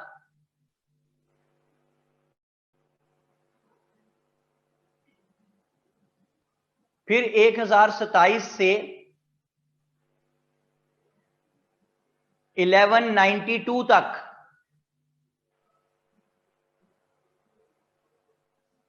फिर 1192 से 1206 तक।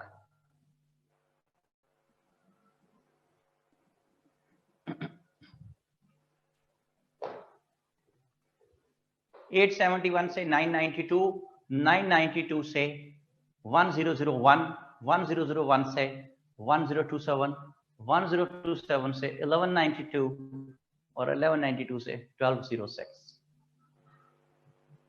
Done sir. सर आपने लिखवाया इंडिपेंडेंट स्टेट बाय 871 से 1992, इसको रिपीट कर दें भाई please? भाई एक सेकंड, पीटीआई जी, से जी। मोहब्बत आपकी अपनी जगह पीटीआई से, लेकिन 1992 नहीं है, 992। Okay sir, 992 sorry. 1992 के वर्ल्ड कप की झलकियां देखते रहते हो ना हर वक्त तुम लोग, ठीक है? वो अलग नो बात है। Sir, not a fan of cricket. बस आपने घबराना नहीं है, ठीक है? जब भी परेशानी हो 1992 के वर्ल्ड कप की झलकियां देखें और खुश हो जाए। ओके जी सर। अच्छा जी, तो अब क्या कर रहे हैं हमने भाई? सर आपने लिखवाया इंडिपेंडेंट स्टेट बाय, मैंने यहाँ अरब तक ही प्रिंस लिखा होगा। मंसूरा,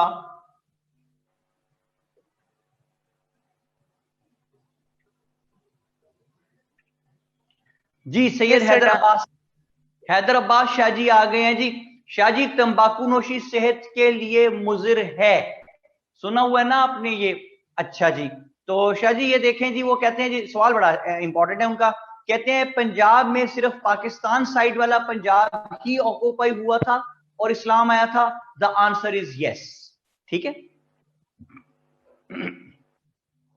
ओके जी, तो कासिम वाज कॉल्ड, कासिम तो वापस चला गया, लेकिन उसकी पॉलिसीज का इंपैक्ट चलता रहा और 715 से लेके 871 तक, 715 से 871 तक जो भी उस जमाने के खलीफाए वक्त होते थे मुसलमानों के, 715 से 871 तक, वो ये सिंध और पंजाब के जो एरियाज थे प्रेजेंट डे पाकिस्तान के, यहां पे मुस्लिम गवर्नर जो है वो बना के भेजा करते थे, एलोकेट किया करते थे किसी को यहां पे मुस्लिम गवर्नर।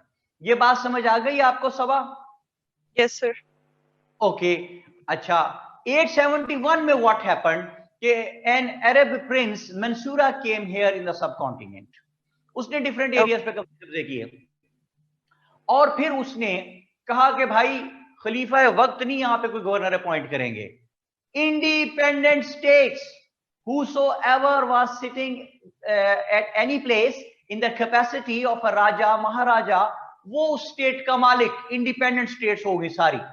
अच्छा जी, उससे क्या हुआ कि 871 से 992 तक इस तरह चलता रहा सबा। Okay okay sir. 992 में एक स्ट्रेंज इंसिडेंट जो है that took place, due to which whole of the complexion of the subcontinent was changed altogether, the political environment I was talking about। उस हुआ क्या कि 992 में लाहौर जो है जगह हमारी लाहौर, यहां का एक गवर्नर था, his name was Raja Jaipal. Governor नहीं था भाई, सॉरी, वेरी सॉरी, राजा था, राजा जयपॉल। सबा कौन था राजा जयपॉल? जी सर, गवर्नर नहीं। अच्छा, यानी जो मैंने कहा है गलत, लाहौर नहीं, लाहौर का राजा था। यानी जो मैंने गलत कहा है वो पहले वही वाला गलत क्या के सही करना है ना। Very sir good, sorry. Lahore का Raja ji, Raja Jaipal. Raja Jaipal was a very very rude Raja, इसलिए he was a लाखों की इसके पास फौज थी, तीर तलवार नेज़े ढाले भाले घोड़े हाथी, टू कैपिटल हाथी एलिफेंट्स।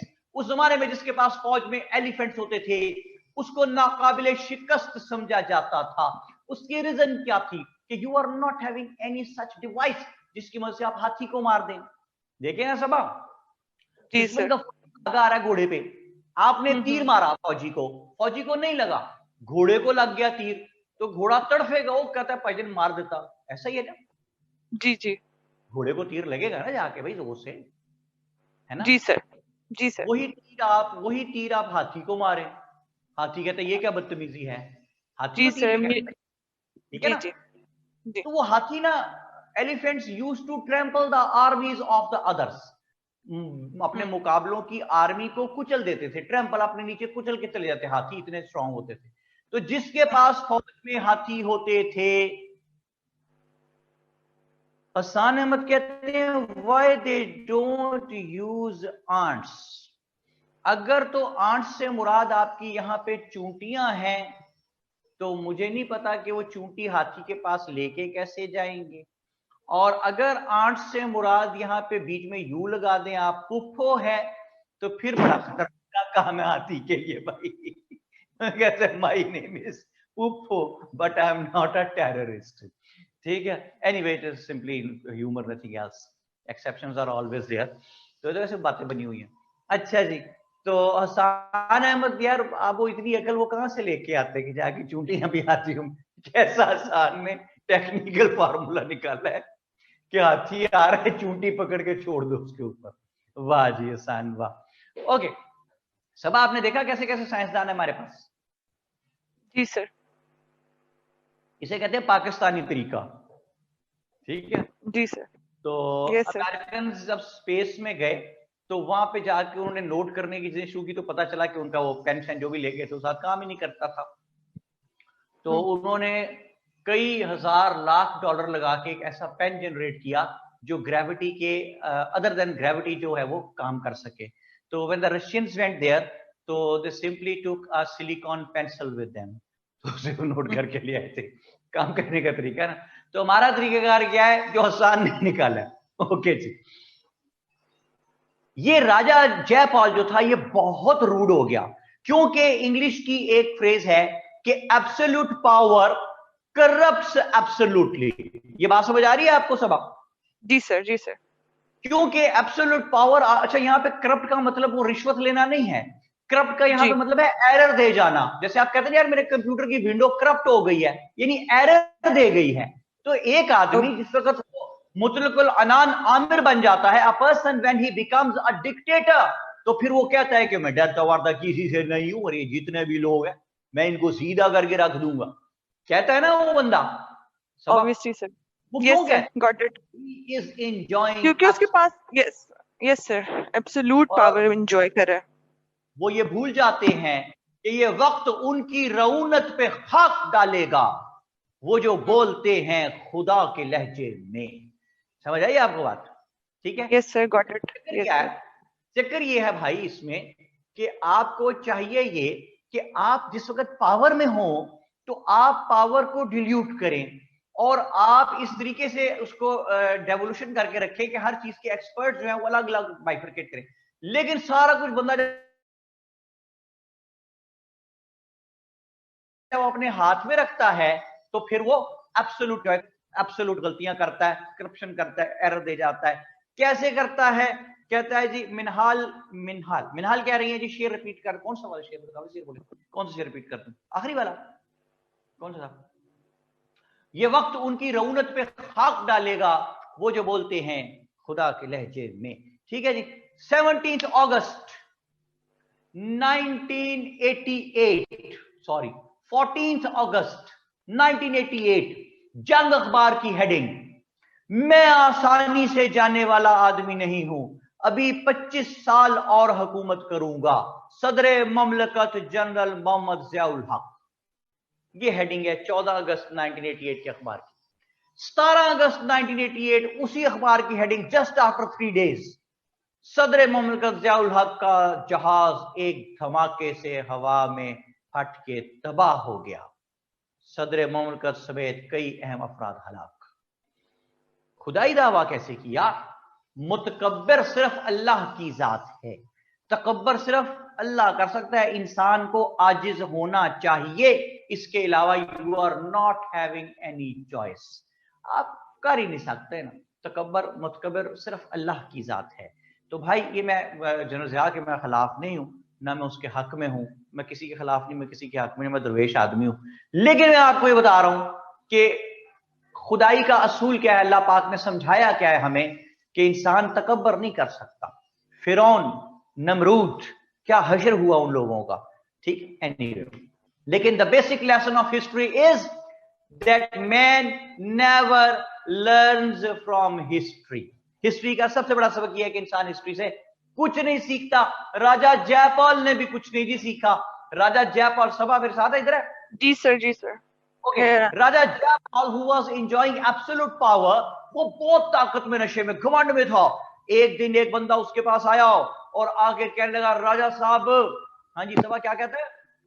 राजा साहब ना, राजा साहब, इससे असर पड़ता है जरा बात में। जी सर, राजा साहब। राजा साहब, ये जो एरिया है अफगानिस्तान में, प्रेजेंट डे अफगानिस्तान में ले गया जी मैं आपको, पाकिस्तान की सरहद से जरा बाहर। यहां ये एरिया है जी गजनी का, GHAZNI, गजनी। उसने कहा यहां पे एक मुसलमान बादशाह की हुकूमत है राजा साहब, हिज नेम इज सुबुक्तगीन। जी, बोलेंगे सुबुक्तगीन, लिखेंगे सुबिक्तिगिन, याद रख लें स्पेलिंग के लिए इसके, सुबिक्तिगिन। उसने कहा राजा साहब ये बहुत अमीर बादशाह है, हीरे जवाहरात है इसके पास, अशरफियां हैं, दिरहम हैं, अटैक कीजिए, कब्जा कर लें। आपने इतनी बड़ी फौज किस लिए पाली हुई है? तो राजा साहब ने कहा कि सिपाही, तुमने हमारा दिल खुश कर दिया, फौज तैयार करो। उसने कहा ऐसा कोई काम खुद भी किया। एक बार फौज तैयार हुई, तीर तलवार नेज़े ढाले भाले लाखों की तादाद में, और हाथी घोड़े साथ, और चल पड़ा लश्कर लेके। सभा ये कहां जा रहा है राजा जयपाल?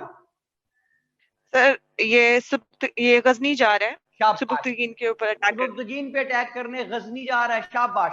गजनी पहुंचा क्योंकि he was in a huge power, और इसका ख्याल था कि ये आराम से लोकल्स को मारे पीटेगा जी, पकड़ के शिकस्त दे देगा उनको। लेकिन कॉन्ट्रेरी टू हिज एक्सपेक्टेशंस, उन्होंने इसको बहुत मारा भाई, बहुत मारा।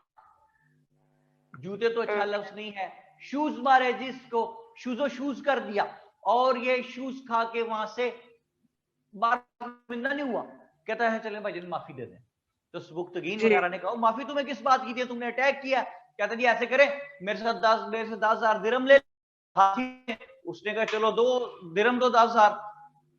तो कहने लगा राजा जयपाल के सरकार, आपके यहाँ गजनी अफगानिस्तान में मेरा ये ATM कार्ड चल नहीं रहा, तो मैं आपको पैसे किस तरह से दे दूं? ये बात समझ आ गई सबा? जी सर। ये लिख तो नहीं दोगी? नहीं सर। शुक्र है खुदा का। मैं कहा आप लोग, सर ने कहा था हमारी जिम्मेदारी कोई नहीं, अगर आप लिख देंगे वो आपको कुछ नहीं कहेगा, पहले वो ये ढूंढेगा किस बंदे को ये बात पढ़ाई किसने है। राजा जयपाल का ATM कार्ड अफगानिस्तान में नहीं चल रहा था। अच्छा जी, बहरहाल हुआ क्या कि इसने, राजा जयपाल ने उसको कहा सुबुक्तगीन को कि आप बंदे मेरे साथ लाहौर भेजें, मैं वहां जाके आपको पेमेंट कर दूंगा। तो उसने कहा चले ठीक है। तो राजा जयपाल के साथ सुबुक्तगीन के बंदे चल पड़े। ये बंदे राजा जयपाल के साथ कहां आ रहे हैं सबा? लाहौर। लाहौर आ रहे हैं जी। लाहौर पहुंचे हैं जी। और ये बाबू साबू देखा हुआ है आपने सबा? बाबू साबू? नहीं सर। ये लाहौर की एंट्रेंस है मोटरवे से, ठीक है। बस ये बाबू साबू क्रॉस किया और इसने उनको चपेड़े मारनी शुरू किया बंदों को, राजा जयपाल ने सुबुक्तगीन के बंदों को। उन्हें कहने लगा कौन से पैसे, चलो भाग जाओ यहाँ से। उन्हें कहा ये क्या बदतमीजी है। 12 बंदे चपेड़े खा के गए जी वापस सुबुक्तगीन के पास, और जाके सुबुक्तगीन को कहने लगे कि सुबुक्तगीन साहब, आपकी वजह से हमारी भी बड़ी बेइज्जती हुई है। तो सुबुक्तगीन ने कहा कि चलो पहले तुम कौन सा यहाँ बड़े DCO लगे हुए थे, पहले तुम्हारी बेइज्जती होती है। कोई बात नहीं। सुबुक्तगीन को गुस्सा चढ़ा। अब इधर पहुंच गए लाहौर। राजा जयपाल लाहौर तो आ गया, बंदे भगा दिए उसने सुबुक्तगीन के। लेकिन इस कनिंग था, बड़ा क्लेवर आदमी था, इसने अंदाजा लगाया कि वो सुबुक्तगीन जिसको मैं बिट्रे करके आया हूं, अब वो रिटेलिएशन में मेरे पे अटैक करेगा। ये 992 से टाइम आगे जा रहा है जी 1001 तक, ठीक है जी सर। 992 से ऑनवर्ड्स है 1001 तक, 9 साल। अब इसने, राजा जयपाल ने सोचा कि बजाय इसके कि वो मेरे पे अटैक करे, मैं दोबारा अटैक कर देता हूं ताकि उसकी रिटेलिएशन से बच सकूं। इसने हिंदू राजे महाराजे जो और थे उनसे पैसे इकट्ठे किए कि जनाब एक मुसलमान बादशाह से जंग हो पड़ी है, मेरी मदद करें। उन्होंने मदद की थी, पैसे वैसे दिए, और जनाब इसने और तीर तलवार नेजे ढाले वाले घोड़े, हॉर्समैन, हाथी नए मंगवाए, लेके चल पड़ा दोबारा। अब कहां जा रहा है ये? गजनी। गजनी एक बार फिर, शाबाश, एक बार फिर गजनी जा रहा है। अब के क्योंकि उनकी स्ट्रेंथ और वीकनेस से वाकिफ था, तो पता था कैसे है, तो इसलिए इसको पक्की एक्सपेक्टेशन थी कि अब ये जंग जीत जाएगा। But contrary to his expectations again, एक मरतबा उन्होंने इसको फिर बहुत मारा, और मारते मारते अब के इसको पिशावर तक ले आए। और इसने बेचारे ने तो क्या गजनी पे कब्जा करना था, उन्होंने सुबुक्तगीन ने पिशावर पे कब्जा कर लिया। ये बात समझ आ गई सबा? जी सर। और ये बार मूर्खा के शर्मिंदा नहीं हुआ, दे दें। पहले आप जो है अटैक किया, भाग गए, यहां से हमारे बंदे ले गए, उनको पैसे भी नहीं दिए, बिट्रे किया, अब फिर अटैक कर दिया। उसने कहा अच्छा चले भाई ऐसे करें, सुबुक्तगीन को कहा उसने, राजा जयपॉल ने, क्या आप मेरे से पुराने वाले 10,000 दिरहम भी ले लें, नए वाले भी ले लें, हाथी भी और नए ले लें, और मुझे माफ कर दें। उसने फिर माफ कर दिए, वापस लाहौर आ गया। तो अब सुबुक्तगीन कहां बैठा है सबा?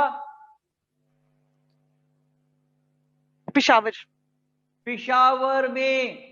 अच्छा जी, नहीं जी, इस बैटल का कोई नाम नहीं है मिनहाल, बस ये बैटल्स हैं बिटवीन राजा जयपॉल एंड सुबुक्तगीन। पिशावर में बैठ गया, ये लाहौर आ गया वापस, लेकिन आके हर वक्त ना ह्यूमिलिएटेड सा सड़ा पूजा बैठा रहा था। इतना बड़ा राजा, जाहो जलाल का राजा और बादशाह जाहो जलाल का मालिक, और 2 दफा चपेड़े पड़ी हैं, मार पड़ी है, मुसीबत, बड़ा दुखी, हर वक्त परेशान सा रहता था, सड़ियल बैठा रहता था हर वक्त। एक दिन एक सिपाही आया और कहने लगा कि राजा साहब, मैं आपके लिए खुशी की खबर लाया हूं। उसने कहा, ए सिपाही, रादर ए मनहूस सूरत सिपाही, तू अपनी शक्ल के बरखिलाफ खबर कहां से लाया? तू किसी के मरने की इतला दे, तेरा क्या काम खुशी की खबर से? बहरहाल सिपाही ने कहा, राजा साहब मैं तो ये बताने आया था कि मुसलमानों का वो बहादुर बादशाह सुबुक्तगीन, जो 2 मरतबा आपको शिकस्त दे चुका, जो आपको 2 मरतबा ह्यूमिलिएट कर चुका, वो पिशावर में नहीं है। किसी 1.5-2 साल, उस जमाने में लोग ना एडवेंचर पे निकल जाते, तो 1.5-2 साल के किसी एडवेंचर पे कहीं जंग लड़ने निकल गया है।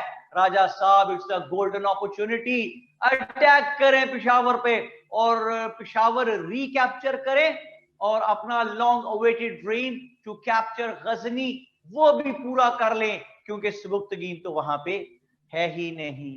सवा बात समझ आई आप? जी सर। सवा बेटी से लेंगे जी इजाजत और चलेंगे आगा साहब के पास, जो पहले कह रहे थे कि जनाब, नहीं सॉरी, हसन के पास जाना है, उसका काम को। सवा बेटी, thank you very much, nice talking you, God bless you, जीती रहो, सलामत रहो। अस्सलाम वालेकुम सर। और नहीं भाई, बड़ी डिस्टॉर्शन आपके माइक में, पंखा बंद कर दें हसन साहब।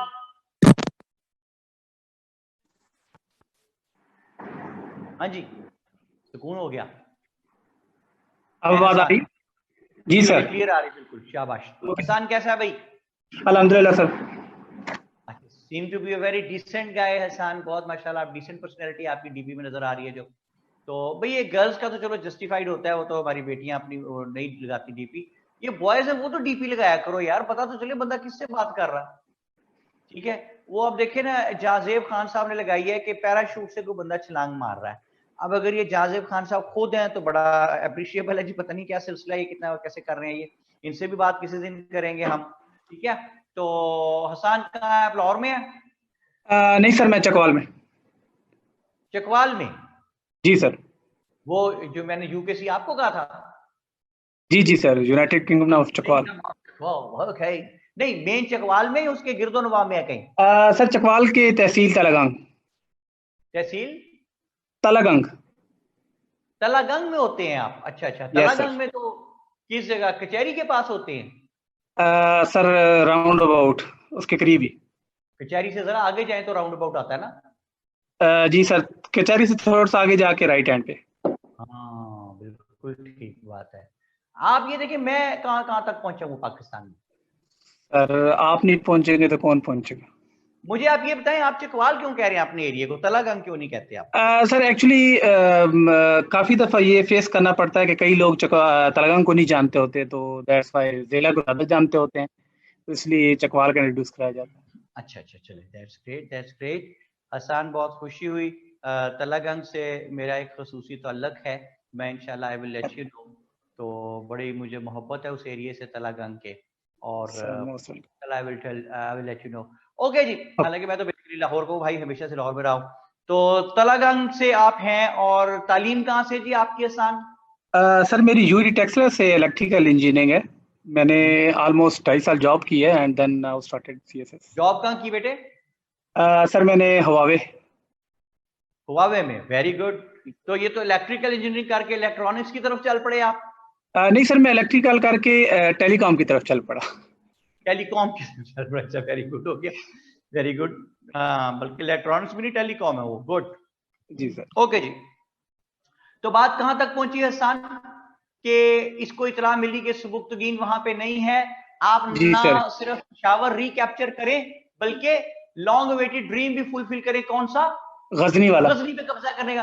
तो ये फिर जी। फौज, तीर तलवार, नेज़े ढाले भाले, घोड़े हाथी लेके चल पड़ा। कहां जा रहा है हसन ये अब? सर गजनी पेशावर जा रहा है, फिर नेक्स्ट गजनी। पेशावर, वहां से गजनी।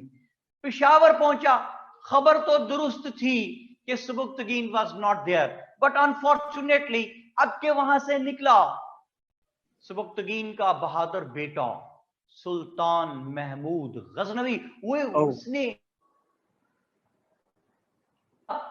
और इसको मार मार के उसने हशर कर दिया। अच्छा, मार मुर खा के शर्मिंदा नहीं हुआ, कह चलो बहन माफी दे। वो उसने कहा यार तुम क्या आदमी हो, 2 दफा अब्बा जी को मामू बना के निकल के माफी मांग के काम में भाग जाते हो यहाँ से। लेकिन एक्सपर्ट आदमी था, फिर माफी मांग के निकल आया। अच्छा, माफी मांग के तो ये आ गया, छोड़े इसको, वापस लाहौर आ गया। लाहौर आ गया, लेकिन इतना ह्यूमिलिएटेड था कि हर वक्त दुखी इतना था, आते जाते लोग बिस्ती करते थे कि यार ये देखो, ये है राजा जो बिस्ती करवा के, चपेड़े खा के, मार खा के माफी मांग के आया हुआ है। यहाँ से हर वक्त जो है जनाब वो दुखी बैठा रहता था। यहाँ से हाल रोड से आके सीढ़ियां ले गया मुकेश गम की वादी में, वो सुनता रहता था बैठा। And one day he committed suicide, खुदकुशी की हसन साहब इसने, और ये मर गया। ठीक है सर, ये इसको बार बार माफ क्यों कर देते थे?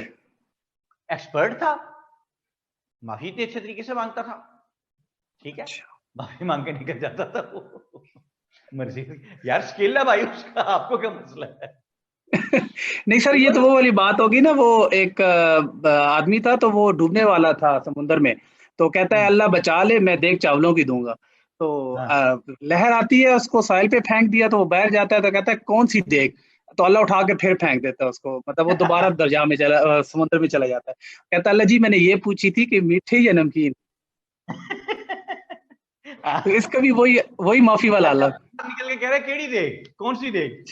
अच्छा, जी सर, वापस गया, मैं तो पूछ रहा था मीठी के नमकीन। वाह जी वाह यार, हसन दिल खुश कर दिया तूने, वेल डन यार, वेल सेड। थैंक यू अच्छा सर। जी, सर आगे लेके बात को चलते हैं कि सुल्तान महमूद गजनवी ने, ये तो खुदकुशी कर गए तो मार गया छोड़े से। सुल्तान महमूद गजनवी ने इस पे क्या कामयाबी हासिल की, इसके खिलाफ राजा जयपाल के? उसको आदत ही पड़ गई। ये जो गाना नहीं बनाया हुआ आतिफ ने, अब तो आदत सी है मुझको, ये उसी पे बनाया ऐसे हुआ जी। है। उसको आदत ही पड़ गई। वो every now and then he kept on attacking the different areas of subcontinent। तो अगला टाइम स्लॉट अपना देखिए हसन, 1001 से 1027 तक का टाइम है। इन 26 years में सुल्तान Mahmud Ghaznavi launched 17 attacks in the different areas of subcontinent। Gujarat एक जगह है, उसके नजदीक जगह है काठीवार, वहां पे मंदिर था, सोमनाथ का मंदिर। Sultan Mahmud Ghaznavi attack that temple. उसने वहां पे हजारों भूत थे, वो सब तोड़ दी सुल्तान महमूद गजनवी ने। और तारीख में बुतकन आइडल ब्रेकर के नाम से मशहूर हो जाता है सुल्तान महमूद गजनवी। और सुल्तान महमूद गजनवी ने यहाँ पे इस्लाम की एक नई दास्तान जो है वो लिखनी शुरू की। But another school of thought is there जो कहता है कि Sultan Mahmud Ghaznavi was never interested in spreading Islam, rather he used to launch all those attacks in just in order to gather the wealth from these areas and to strengthen his center Ghazni. अच्छा जी, तो ये उनका school of thought है दूसरा। और वो क्यों ऐसा कहते हैं? वो कहते हैं कि तारीख ये तो लिखती है कि Sultan Mahmud Ghaznavi broke thousands of the idols, but तारीख ये नहीं लिखती कि Sultan Mahmud Ghaznavi managed to get 6 tons of gold which was there in the form of necklaces around the necks of all those idols, and they are of the view that Sultan Mahmud Ghazni was never having this right to attack that religious place, that temple, and to capture all that gold with him. अच्छा जी, लेकिन बार और दूसरा वो एक और कहते हैं, वो कहते हैं कि if he was launching all those attacks or to spread Islam, then why did he attack Multan, which was already under the rule of Muslims? Ismailis were there, their leader was there. Why did he kill Daud? एक दफा दाऊद भाग गया, इसने दोबारा जाके पकड़ के फिर मार दिया उसे। अच्छा जी, लेकिन दो स्कूल ऑफ थॉट्स के बारे में कहते हैं, जो भी कहते रहे ये स्कूल ऑफ थॉट, हमारा काम ही नहीं है आसान साहब, हमने अपने काम से काम रखना है। हमारा काम क्या है?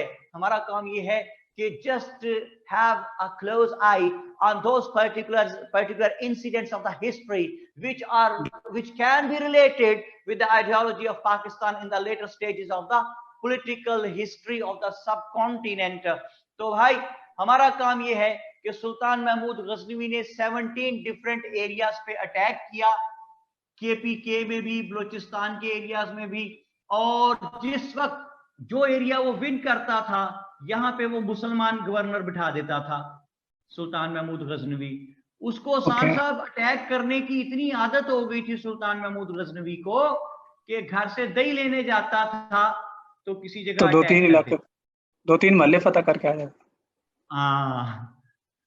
अम्मी कहती थी बेटे देर होगी, कहता जी अटैक करने चला गया था कहीं। अच्छा सर इसमें यहाँ पे एक सेकंड, सॉरी एक सेकंड रुक जाओ बेटे, ज़हन में रखना, अभी बात करना। जिस वक्त जो एरियाज विन करता था वहां मुसलमान गवर्नर बिठा देता था, और जो Arab missionaries, those who had already arrived here in subcontinent, Sindh और पंजाब में जिनको कासिम ने बुलाया था, वो तो जाहिर है 200-300 साल गुजर गए हैं, फौत हो गए होंगे, उनकी आल औलाद यहाँ बसी हुई थी। When they came to know कि these areas are also under the rule of Muslims, Muslim governor बैठा है, तो they started visiting those areas and started preaching Islam there, और इस्लाम की प्रीचिंग यहाँ पे करने लगे, जिसकी वजह से areas of present day KPK and Balochistan also became the Muslim majority areas। तो मैं ये कहता हूं कि सिंध और पाकिस्तान के 4 सूबे, सिंध और पंजाब, केपीके एंड बलोचिस्तान, सिंध और पंजाब में इस्लाम आ गया due to the valuable efforts made by Sultan Muhammad बिन कासिम। सिंध और पंजाब में आसान, ठीक बात है जी सर। और केपीके में आ गया due to the impact of Sultan Mahmud, ठीक हो गया। यहां तक हमने ये बात 1027 तक लाकर रोकी, और जहां पे बात हमने रोकी है वहां पे हमने देखा कि जो प्रेजेंट डे पाकिस्तान है उसके एरिया सिंध और पंजाब में इस्लाम आ चुका, majority number of people Muslims हो चुके due to the impacts of the policies of Qasim, और इधर इस्लाम आ चुका केपीके और बलोचिस्तान में due to the impacts of the policies of Sultan Mahmud Ghaznavi. अच्छा, तो मैं ये कहता हूं कि आगे जब चलते हैं सिलेबस में, तो आप सेकंड थर्ड लास्ट एक टॉपिक आपके पास लिखा हुआ है इसी में, ideology of Pakistan in historical perspective में, कि ideology of Pakistan in the light of speeches of Jinnah and Iqbal. तो सिर्फ सुने मेरी बात ध्यान से कि जिन्ना एक जगह कहते हैं कि by all canons of international law Muslims are a nation, कहते हैं Hindus and Muslims are 2 different nations. एक जगह कहते हैं Hindus and Muslims are 2 separate nations. Jinnah एक जगह कहते हैं कि we did not demand Pakistan for the sake of peace of our land only, we wanted to have a laboratory where we could experiment Islamic principles। एक जगह जिन्ना कहते हैं कि why we demanded Pakistan, was it due to the narrow mindedness of the Hindus? No. Was it due to the cunning approach of the Britishers? No. We demanded Pakistan because the fundamental demand of our religion Islam to have a separate homeland।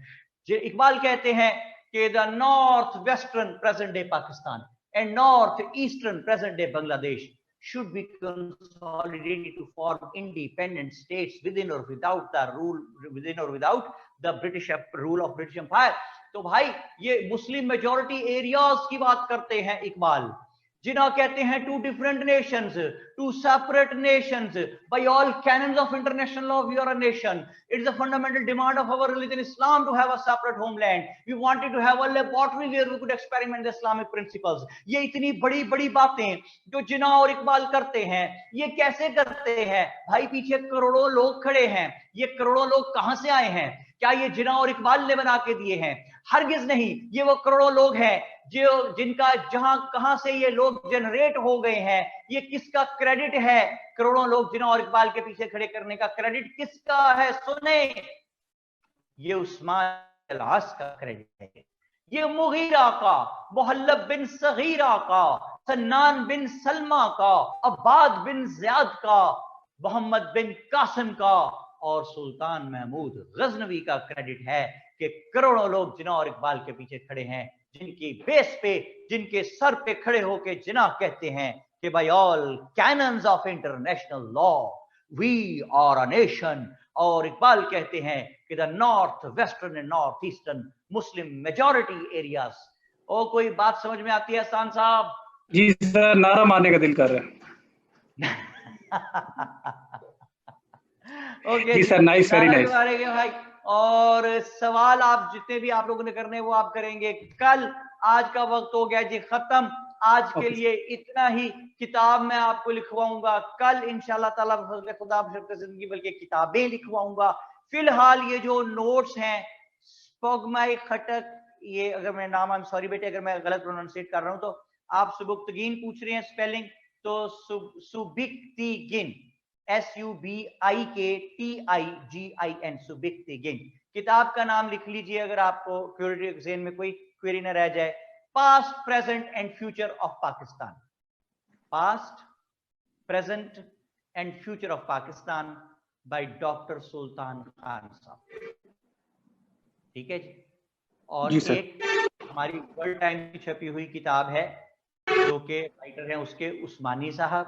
Hasan बस में बैठा हुआ है? जी sir, बस में बैठा हुआ बेटे? No sir, actually back side पे रोड है. That's right. अच्छा, मेन रोड के पास है आपका घर? जी, मेन रोड के पास. ओके. तो दूसरी किताब मैंने आपको दिखाई, हमारी वर्ल्ड टाइम की छपी हुई है, पाकिस्तान अफेयर्स, इसका नाम है. उस्मानी साहब राइटर हैं.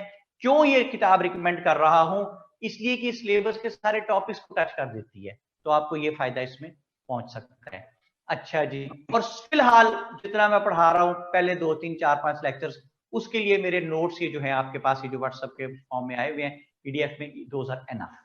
ठीक है जनाब. So gentleman, whatsoever we have tried to discuss today, repeat it, complete it and concrete it and never let it know to anybody else how simple it is. और सब कुछ क्या है हसन साहब? सब कुछ बेकार है, बस you people, the kids, you people are precious.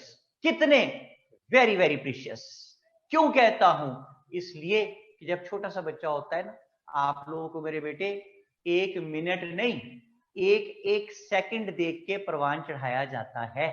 बुखार हो जाता है, जैसे काका पटाखा, छोटा सा प्यारा सा बुखार चढ़ जाता है. सारी रात माँ बाप इर्द गिर्द बैठे रहते हैं, माथे पे हाथ रख रख के उसके एक दूसरे को तसल्ली देते रहते हैं, अब कम गर्म लग रहा है, बुखार उतर रहा है इसका. इस तरह मेरे बेटे आप लोगों को परवान चढ़ाया जाता है. You are very very precious. Always try to take great care of yourselves. You are very precious. All try to become what? The best possible sons or daughters of your parents. कि इसके अलावा ना दुनिया में ना आखिरत में कामयाबी का और कोई रास्ता नहीं है, और अगर कोई रास्ता है भी एटलीस्ट तो वो मुझे पता नहीं है. See you all next time. Keep flying and enjoying it. Salman Kazmi signing off. Thank you very much. Thank you sir. Thank you.